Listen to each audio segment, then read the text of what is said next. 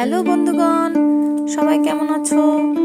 আজকে আমি তোমাদেরকে খুব সহজ পদ্ধতিতে ঘি রেসিপি দেখাবো। এভাবে করলে তোমাদের খুব কম সময়ে তোমরা ঘি তৈরি করতে পারবে বাসায়।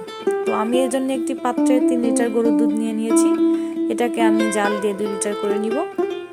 আর এখন দেখো, এটাকে আমি অনেকটা জাল দিয়ে কমিয়ে ফেলেছি। এটা সহ আমি ঠান্ডা করে এটাকে আমি ফ্রিজে রেখে দিব 2 ঘন্টা 3 ঘন্টার জন্য। তো দেখো, আমি এটাকে এখন আমার জাল দেওয়া শেষ, ঠান্ডা করে আমি রেখে দিয়েছি। এখন এটাকে আমি সহ এটা আমি বিট করে নিব।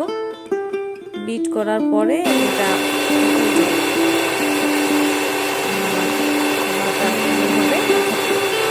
মাখন যেটা বলে, এই যে দেখো, এখন আমি বাটার উঠাইতেছি, অর্থাৎ মাখন। এটাই হচ্ছে তোমার মাখন। এটাকেই আমি উঠাবো, উঠায় জাল দিলে এটা ঘি হয়ে যাবে, ঘি তৈরি হবে আর কি। তো দেখো, আমি একটু একটু করে আস্তে আস্তে উঠাইতেছি চামচ দিয়ে বাটার। দেখো আমার কতখানি বাটার হইলো। এখন এটাকে আমি জাল দিব চুলার আঁচে, মিডিয়াম আঁচে আর কি। অনবরত নাড়তে হবে, না হলে নিচে লেগে যাবে। তো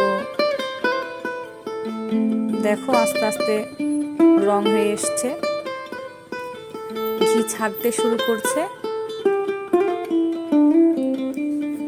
ঘি বের হইতেছে আর কি। তো ওই যে একটু লাল লাল হয়েছে, পোড়া পোড়া,